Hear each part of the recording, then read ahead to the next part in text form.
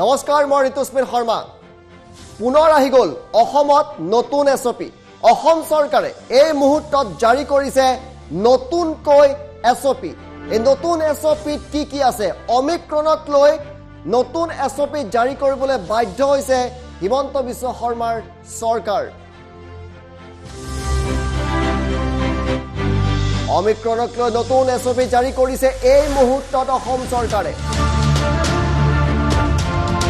বিশেষকৈ বিমান বন্দৰৰ ক্ষেত্ৰত কঠোৰ সিদ্ধান্ত গ্ৰহণ কৰিছে অসম চৰকাৰে আন্তঃৰাষ্ট্ৰীয় ভ্ৰমণকাৰী যাত্ৰীৰ ক্ষেত্ৰত নতুন নিয়ম প্ৰযোজ্য হ'ব বিমান বন্দৰত RT-PCR টেষ্ট কৰাটো বাধ্যতামূলক কৰিব কোভিড নিগেটিভ হলেও অতি কমেও 7 দিন আপুনি হোম কোৱাৰেণ্টাইনত থাকিব লাগিব আছুতীয়াকৈ থাকিব লাগিব আৰু কোভিড পজিটিভ ওলালে জিনোম পৰীক্ষা কৰা হ'ব আমাৰ বানানটো কিছু ভুল হৈছে তাৰ বাবে ক্ষমাপ্ৰাৰ্থী নিৰ্দিষ্ট প্ৰটকল অনুসৰি সেই পজিটিভ যাত্ৰীৰ চিকিৎসা কৰা হ'ব পৰীক্ষা গাৰলৈ নমুনা প্ৰেৰণ কৰা হ'ব 5 বছৰ তলৰ শিশুক ৰেহাই দিয়া হৈছে অৱশ্যে RT-PCR টেষ্টৰ পৰা কিন্তু যদি কোভিডৰ লক্ষণ থাকে তেতিয়া শিশুৰ ক্ষেত্ৰতো বাধ্যতামূলক হ'ব RT-PCR টেষ্ট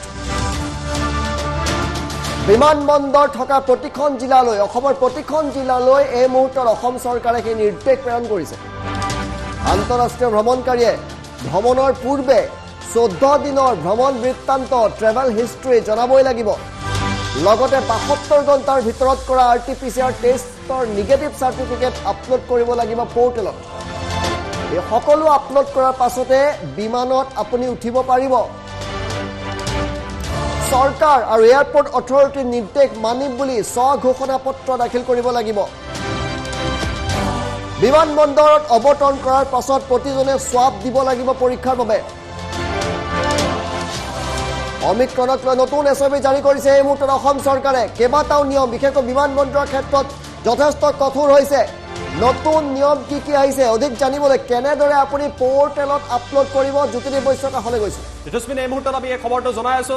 ৰাজ্য চৰকাৰৰ তৰফৰ পৰা অমিক্ৰণক লৈ নতুন এছঅপিত কেইবাটাও নিয়ম দিয়া হৈছে প্ৰথমটো নিয়ম বিশ্বৰ যিকেইখন দেশত অমিক্ৰণৰ উৎস আছে সেইকেইখন দেশৰ পৰা কোনো যাত্ৰী আহিলে তেওঁলোকে মেণ্ডেটৰী কোভিড টেষ্ট কৰিব লাগিব আন্তঃৰাষ্ট্ৰীয় যাত্ৰী আন্তঃৰাষ্ট্ৰীয় বিমানবন্দৰৰ জৰিয়তে এই মুহূৰ্তত যদি কোনোবা অসমলৈ আহে তেওঁলোকে কোভিড টেষ্ট কৰাটো বাধ্যতামূলক তাৰ বাবে কি কোৱা হৈছে অসম অভিমুখী বা অসমৰ পৰা যোৱা প্ৰতিগৰাকী বিমান যাত্ৰী তথা আন্তঃৰাষ্ট্ৰীয় ভ্ৰমণকাৰীয়ে বিমান যাত্ৰাৰ পূৰ্বে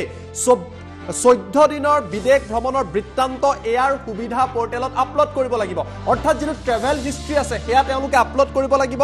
এয়াৰ সুবিধা পৰ্টেল কি হয় আমি এই মুহূৰ্তত দেখুৱাব বিচাৰিছো এয়া হৈছে এয়াৰ সুবিধা পৰ্টেল আপুনি এয়াৰ সুবিধা পৰ্টেল যদি আপুনি মাৰি দিয়ে গুগলত গৈ তেতিয়া air Suvidha self declaration form to be mandatory filled by all international arriving passenger to India air Suvidha পৰ্টেলত আপুনি কি কৰিব লাগিব ফুল নেম আপোনাৰ নাম দিব লাগিব as per your passport flight number বা টেইল নাম্বাৰ ইয়াত আপুনি যিখন ফ্লাইটত আহিছে এই কথা উল্লেখ কৰিব লাগিব date of birth gender seat number PNR number nationality passport number date of arrival country of departure origin কোনখন দেশৰ পৰা আপুনি আহিছে তাৰ তথ্য দিব লাগিব আপুনি ডমেষ্টিক ফ্লাইট লব নেকি আহাৰ পিছত ইয়েস বা নো দিব লাগিব আপলোড RT-PCR নেগেটিভ সাৰ্টিফিকেট ইয়াত আপুনি আপলোড কৰিব লাগিব 72 আৱাৰ্স ডিপাৰ্চাৰ অৰ্থাৎ 72 ঘণ্টাৰ পূৰ্বে RT-PCR টেষ্ট কৰি নেগেটিভ ৰিপৰ্ট আপুনি ইয়াত আপলোড কৰিব লাগিব RT-PCR যিটো ডেটত আপুনি কৰিছে সেই ডেটটোৰ তথ্য দিব লাগিব ডেট মান্থ ইয়াৰ আপুনি দিব লাগিব যদি আপুনি ভ্যাকসিন লৈছে আপলোড ভ্যাকসিনেশন সাৰ্টিফিকেট ভ্যাকসিন লোৱাৰ সাৰ্টিফিকেট আপুনি ইয়াত আপলোড কৰিব লাগিব ডেট দিব লাগিব যে কেতিয়া আপুনি ভ্যাকসিন লৈছে ডাবল ডোজ লৈছে নে সিঙ্গল ডোজ লৈছে এই কথা দিব লাগিব সিটি অফ ডিপাৰ্চাৰ তাৰ তথ্য দিব লাগিব ফাৰ্স্ট এয়াৰপোৰ্ট এন্ট্ৰি কোনটো এয়াৰপোৰ্টত প্ৰথমতে এন্ট্ৰি কৰিব তাৰ তথ্য দিব লাগিব first airport entry state union কোনখন ৰাজ্য বা ইউনিয়ন টেৰিটৰিত আহিব তাৰ নম্বৰ দিব লাগিব ফাইনেল ডেষ্টিনেশ্যন হাউচ নম্বৰ দিব লাগিব এই সকলো তথ্য কোনখন গাঁৱত যাব কি দৰে যাব কোনটো ইউনিয়ন টেৰিটৰিত যাব এই সকলো কথা দিব লাগিব আপোনাৰ ফোন নম্বৰ দিব লাগিব অল্টাৰনেট নম্বৰ দিব লাগিব ইমেইল আইডি মেণ্ডেটৰী আপুনি দিব লাগিব আপোনাৰ সিম্পটমস আছে নে নাই যদি ফিভাৰ আছে ইয়েস যদি নাই নো কফ আছে নেকি দিব লাগিব ৰেসপিৰেটৰী ডিজিজ কিবা আছে নেকি ইয়েস নো আপুনি দিব লাগিব are you suffering from diabetes hypertension bronchial asthma cancer বা এনেকুৱা কিডনি ধৰণৰ আপুনি আছে নেকি সকলো কথা আপুনি জনাব লাগিব আৰু details of the countries visited in last 14 days বিগত 14 দিনত কোন দেশ আপুনি ভ্ৰমণ কৰিছে তাৰ তথ্য আপুনি দিব লাগিব আপোনাৰ লগত কিমান গৰাকী প্যাসেঞ্জাৰ আছে তাৰ তথ্য আপুনি এয়াৰ সুবিধা পোৰ্টেলত দিব লাগিব তাৰ পিছত আই এগ্ৰি আপুনি ক্লিক কৰিব লাগিব যিবিলাক গাইডলাইন সেলফ ডিক্লেয়াৰ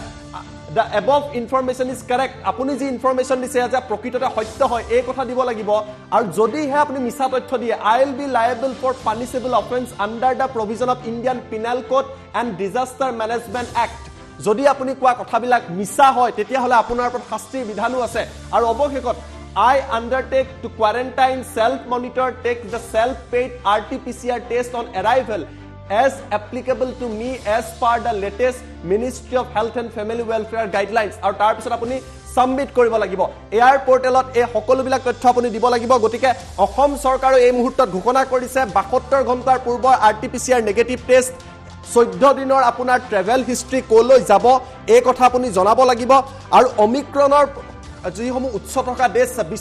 বিশ্বৰ প্ৰায় 30তকৈ অধিক দেশত অমিক্ৰনৰ উৎস পোৱা গৈছে তেনেকুৱা দেশৰ ক্ষেত্ৰত অধিক কঠোৰ হ'ব বুলি উল্লেখ কৰিছে বিমানবন্দৰত অৱতৰণৰ পাছত কোভিড পৰীক্ষণৰ বাবে যাত্ৰীয়ে নমুনা দিব লাগিব আপুনি লেণ্ড কৰাৰ পিছত কোভিড টেষ্ট কৰিব লাগিব বিমানবন্দৰত অৱতৰণৰ পাছত ন্যূনতম শাৰীৰিক ডিসটেন্স অৰ্থাৎ ফিজিক্যাল যি ডিসটেন্স আছে সেয়া মেইনটেইন কৰিব লাগিব আটাইতকৈ ডাঙৰ কথাটো হৈছে এই নিয়মটোত যিখিনি উল্লেখ কৰা হৈছে এই যাত্ৰীসকলৰ যদি নেগেটিভো হয় 7 দিন তেওঁলোকে হোম কোৱাৰেণ্টাইনত থকাটো বাধ্যতামূলক ঋতুস্মিত হয় আমি এই বিষয়টোলে পুনৰ আহিম এছঅপি বিষয়টোলে এই মুহূৰ্তত আৰু এটা আমাৰ হাতৰ ব্ৰেকিং আহি পৰিছে দ্বিতীয়টো ব্ৰেকিং আমি এই মুহূৰ্তত জনাব বিচাৰিছো যে ভাৰতৰ পুনৰ বৃদ্ধি পাইছে অমিক্ৰণ সংক্ৰমণৰ ঘটনা এটা উদ্বেগজনক খবৰ এবাৰ জয়পুৰত একেটা পৰিয়ালৰ 9 জনকৈ অমিক্ৰণ পজিটিভ ধৰা পৰিছে জয়পুৰত 9 জনৰ দেহত ধৰা পৰিছে অমিক্ৰণ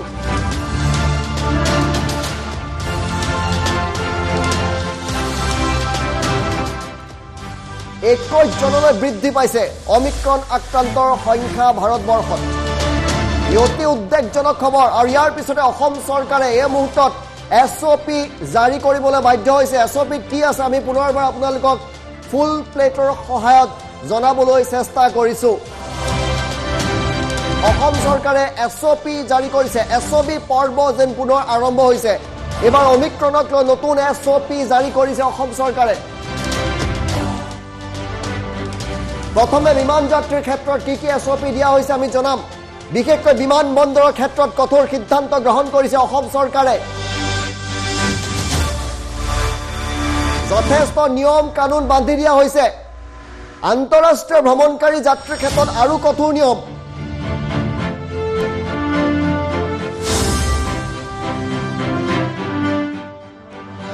বিমানবন্দৰত RT-PCR টেষ্ট কৰাটো বাধ্যতামূলক আন্তঃৰাষ্ট্ৰীয় যাত্ৰীৰ বাবে কোভিড নিগেটিভ হলেও অতি কমেও 7 দিন আপুনি হোম কোৱাৰেণ্টাইনত থাকিব লাগিব যদি বিদেশৰ পৰা আহিছে আপুনি ঘৰত থাকিব লাগিব 7 দিন তাৰ পিছত পুনৰ টেষ্ট কৰিব লাগিব আৰু যদি কোভিড পজিটিভ ওলায় তেন্তে জিনম পৰীক্ষা কৰা হ'ব আপোনাক সেই স্বাব পৰীক্ষাগাৰলৈ প্ৰেৰণ কৰা হ'ব বিশেষ পৰীক্ষাগাৰলৈ নিৰ্দিষ্ট প্ৰটোকল অনুসৰি সেই পজিটিভ যাত্ৰীৰ চিকিৎসা কৰা হ'ব যিসকল যাত্ৰী বিদেশৰ পৰা আহিছে অৱশ্যে 5 বছৰৰ তলৰ শিশুক ৰেহাই দিয়া হৈছে RT-PCR টেষ্টৰ পৰা যদিহে সেই শিশুসকলৰ কোভিডৰ কিবা হলেও লক্ষণ থাকে তেন্তে শিশুৰ ক্ষেত্ৰতো বাধ্যতামূলক হ'ব RT-PCR টেষ্ট কিন্তু সেয়াই নহয় আপোনালোকে 14 দিনৰ পূৰ্বে জনাব লাগিব বিমানবন্দৰ থকা ৰাজ্যৰ প্ৰতিখন জিলালৈ এই নিৰ্দেশ প্ৰেৰণ কৰিছে ৰাজ্য চৰকাৰে প্ৰকাশ কৰিছে সাধাৰণতে বিমানতে আহে আন্তঃৰাষ্ট্ৰীয় ভ্ৰমণকাৰীয়ে ভ্ৰমণৰ পূৰ্বে 14 দিনৰ ভ্ৰমণ বৃত্তান্ত জনাব লাগিব কিদৰে ভ্ৰমণ বৃত্তান্ত জনাব আমি সেয়া দেখুৱাব খুজিছো কেনেদৰে আপোনালোকে নিজে আপলোড কৰিব পাৰিব সাৰ্টিফিকেট জ্যোতিদিবে পুনৰবাৰ দেখুৱাব ইতিমধ্যে আমি আপোনালোকক জনাই আছো এই যেটো পোৰ্টেল আছে এয়াৰ সুবিধা পোৰ্টেলত আপুনি যাব লাগিব এয়াৰ সুবিধা সেলফ ডিক্লাৰেশন তাত আপুনি যাব লাগিব ইয়াত আপুনি কি কৰিব লাগিব যদি আপুনি আন্তঃৰাষ্ট্ৰীয় অঞ্চলৰ পৰা আহিছে তেতিয়া আপুনি কি কৰিব লাগিব তাত নিজৰ নাম এজ পাৰ ইয়োৰ পাছপোৰ্ট আপোনাৰ পাছপোৰ্টত থকাৰ মতে নিজৰ নাম দিব লাগিব ডেট অফ বাৰ্থ দিব লাগিব জেন্ডাৰ আপুনি সিলেক্ট কৰিব লাগিব ফ্লাইট নাম্বাৰ টেইল নাম্বাৰ আপুনি দিব লাগিব সিলেক্ট সিট আপোনাৰ সিট কোনটো তাৰ আসন ক'ত আছিল বিমানত এই কথা দিব লাগিব পিএনআৰ নাম্বাৰ দিব লাগিব নেশনালিটি আপুনি সিলেক্ট কৰিব লাগিব তাৰ লগতে পাসপোৰ্ট নাম্বাৰ আপুনি দিব লাগিব আপলোড ইওৰ পাসপোৰ্ট কপি পিডিএফত আপুনি পাসপোৰ্ট আপলোড কৰিব লাগিব ডেট অফ এৰাইভেল কোনটো দিনত আপুনি আহি পাব তাৰ তথ্য দিব লাগিব কান্ট্ৰি অফ ডিপাৰ্চাৰ অৰিজিন কোনখন দেশৰ পৰা আপুনি আহিছে তাৰ তথ্য দিব লাগিব আপুনি ডমেষ্টিক ফ্লাইট লবনে নলব Yes বা no তাৰ তথ্য দিব লাগিব আপলোড RT-PCR নেগেটিভ সাৰ্টিফিকেট আৰু তাকো 72 ঘণ্টাৰ পূৰ্বে RT-PCR টেষ্ট কৰি যি নেগেটিভ সাৰ্টিফিকেট হে আপুনি আপলোড কৰিব লাগিব PDF তাৰ সমান্তৰালভাৱে আপুনি RT-PCR টেষ্ট কোনটো দিনত লৈছে তাৰ ডেট মান্থ ইয়াৰ আদি আপলোড কৰিব লাগিব আপলোড ভ্যাকসিনেশন সাৰ্টিফিকেট ভ্যাকসিন লিয়াৰ সাৰ্টিফিকেট লোৱাৰ সাৰ্টিফিকেট আপুনি আপলোড কৰিব লাগিব date of final dose of vaccination double vaccine লৈছে দ্বিতীয়টো ভ্যাকসিন কেতিয়া লৈছিলে তাৰ তথ্য দিব লাগিব সিটি অফ ডিপাৰ্চাৰ আপুনি দিব লাগিব ফাৰ্স্ট এয়াৰপোৰ্ট এন্ট্ৰি ম্যান্ডেটৰি আপুনি ফিল আপ কৰিব লাগিব first airport entry ষ্টেট/ইউনিয়ন territory code আপুনি আহিব প্ৰথমটো ইয়াৰ তথ্য দিব লাগিব ফাইনেল ডেষ্টিনেশন হাউস নাম্বাৰ ফাইনেল ডেষ্টিনেশনৰ লগতে আপুনি কোনটো ঘৰলৈ যাব তাৰ তথ্য দিব লাগিব ফাইনেল ডেষ্টিনেশন ষ্ট্ৰীট ভিলেজ তাৰ নাম দিব লাগিব সকলো নাম দিব লাগিব final destination state and union territory দিব লাগিব ফাইনেল ডেষ্টিনেশন ডিস্ট্ৰিক্ট/সিটি তাৰ তথ্য দিব লাগিব ফাইনেল ডেষ্টিনেশন পিন কোড দিব লাগিব মোবাইল নাম্বাৰ দিব লাগিব অল্টাৰনেট কন্টেক্ট নাম্বাৰ দিব লাগিব ইমেইল আইডি দিব লাগিব আৰু তাৰ পিছত আপুনি সেলফ ডিক্লাৰেশন কৰি ক'ব লাগিব যে আপোনাৰ জ্বৰ হৈছে নে নাই আপুনি আপোনাৰ কাহ আছে নেকি আপোনাৰ কিবা ৰেসপিৰেটৰি ডিজিজ এই মুহূৰ্তত আছে নেকি তাৰ লগতে আপুনি ডায়াবেটিস হাইপাৰটেনশন ক্যান্সাৰ আদি কোনো ৰোগৰ পৰা আপুনি সংক্ৰমিত হৈ আছে নেকি এই কথাও আপুনি জনাব লাগিব তাৰ পাছত আপুনি ক'ব লাগিব I agree to the guideline issued by ministry of health and family welfare self declaration দিব লাগিব যে আপুনি এই নিয়ম মানিব আৰু যদি এই নিয়ম নামানে আপোনাৰ ইণ্ডিয়ান পিনাল কোড আৰু ডিজাস্টাৰ মেনেজমেন্ট এক্টৰ অধীনত আপোনাৰ ওপৰত শাস্তি হ'ব এই কথাও জনাব লাগিব আৰু এই সকলো কথা আপুনি I undertake to quarantine self monitor and take self paid RT-PCR test on arrival as applicable to me as per the latest Ministry of Health and Family Welfare guideline বুলি কৰি আপুনি সাবমিটত ক্লিক কৰিব লাগিব আৰু এই কাম কৰাৰ পিছতহে সকলো প্ৰক্ৰিয়া সম্পূৰ্ণ হ'ব আৰু পুনৰবাৰ ৰাজ্য চৰকাৰে এই মুহূৰ্তত হে SOP জাৰি কৰিছে আমি পুনৰবাৰ ফুল প্লেট ব্ৰেকিংৰ সহায় জনাইছো ৰাজ্য চৰকাৰৰ তৰফৰ পৰা অমিক্ৰণক লৈ নতুন SOP আৰু নতুন তথ্য এই মুহূৰ্তত জাৰি কৰিছে ৰাজ্য চৰকাৰে